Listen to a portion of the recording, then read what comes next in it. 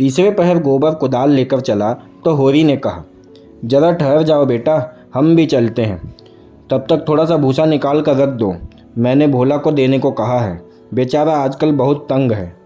गोबर ने अवज्ञा भरी आंखों से देखकर कहा, हमारे पास बेचने को भूसा नहीं है। बेचता नहीं हूँ भाई, यूँ ही दे रहा हूँ। वह संकट में है, उसकी मदद करनी ही पड़ेगी। हमें तो उन्होंने कभी एक गाय तक नहीं दी। दे तो रहा था पर हमने नहीं ली। धनिया मटक कर बोली, इन्हें गाय देगा, आंख में अंजन लगाने को कभी चिल्लू भर दूध भेजा नहीं, गाय देगा। होरी ने कसम खा ली, नहीं जवानी कसम, अपनी पछाई गाय दे रहे थे।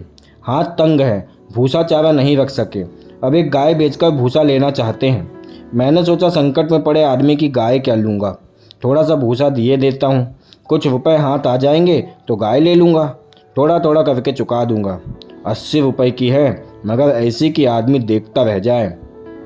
गोबर ने आड़े हाथों लिया, तुम्हारा यही धर्मात्मापन तो हमारी दुर्गत का कारण बना है। साफ साफ तो बात है, 80 रुपए की गाय है, हमसे 20 रुपए का भूसा ले लें और गाय हमें दे दें, 60 रुपए रह जाएंगे, हम धीरे धीरे दे देंगे। होरी रहस्यमय ढंग से मुस्कुराया, मैंने ऐसी चाल सोची है कि गाय सेत मेत में हाथ आ जाए। कहीं भोला की सगाई ठीक करनी है, बस 2-4 मन भूसा तो खाली अपना रंग जमाने को देता हूँ। गोबर ने तिरस्कार किया, तो तुम अब सबकी सगाई ठीक करते फिरोगे? धनिया ने भी तीखी आंखों से देखा। हाँ, अब यही एक उद्यम तो रह गया है, नहीं देना है हमें किसी को भूसा। यहाँ भोला भाली किसी का कर्ज नहीं खाया है।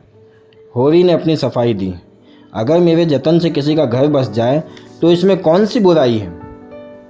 गोबर ने चीलम उठाई और आग लेने चला गया। उसे यह झमेला बिल्कुल पसंद नहीं आता था। धनिया ने सिर हिलाकर कहा, जो उसका घर बसाएगा वह 80 रुपए की गाय लेकर चुप ना होगा, एक थैली गिनवाएगा। होरी ने पुचारा दिया, यह मैं जानता हूँ, लेकिन उसकी भलमानसी भी तो देखो, मुझसे जब मिलता है तो तेरा ही बखान करता है। ऐसी लक्ष्मी है, ऐसी सलीकेदार है। धनिया के मुख पर स्निग्धता झलक पड़ी।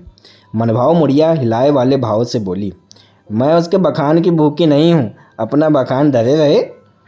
होरी ने स्नेह भरी मुस्कान के साथ कहा, मैंने तो कह दिया भैया, वह नाक पर मक्खी भी नहीं बैठने देती, गालियों से बात करती है, लेकिन वह यही कहे जाए कि वह औरत नहीं लक्ष्मी है। बात यह कि उसकी घरवाली जबान में बहुत तेज थी। बेचारा उसके डर के मारे भागा भागा फिरता था। कहता था, जिस दिन तुम्हारी घरवाली का मुंह सवेरे सवेरे देख लेता हूँ, उस दिन कुछ न कुछ हाथ जरूर लगता है।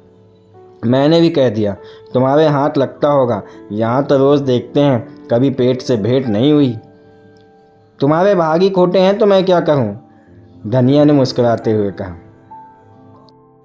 होरी ने कहा, भोला की घरवाली भिखारी को भीख तक नहीं देती थी, झाड़ू लेकर मारने दौड़ती थी सो अलग।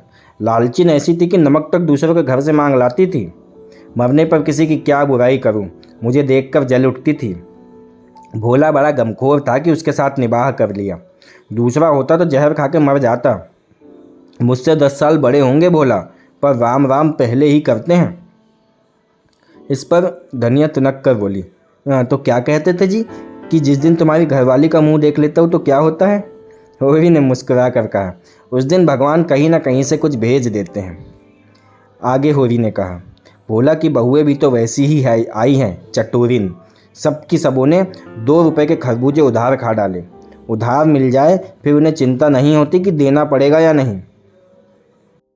तो दोस्तों, इस भाग में आपने देखा कि जब होरी अपने बच्चे से भोला के लिए थोड़ा सा भूसा देने के लिए कहता है तो उसका बच्चा और उसकी पत्नी उसका विरोध करते हैं। तब होरी भोला की पारिवारिक समस्याओं का जिक्र करते हुए यह कहता है कि यदि हम उसकी सगाई कहीं करवा दें तो उसके पास से गाय लेना बहुत आसान हो जाएगा। आगे का भाग सुनने के लिए हमसे जुड़े रहें।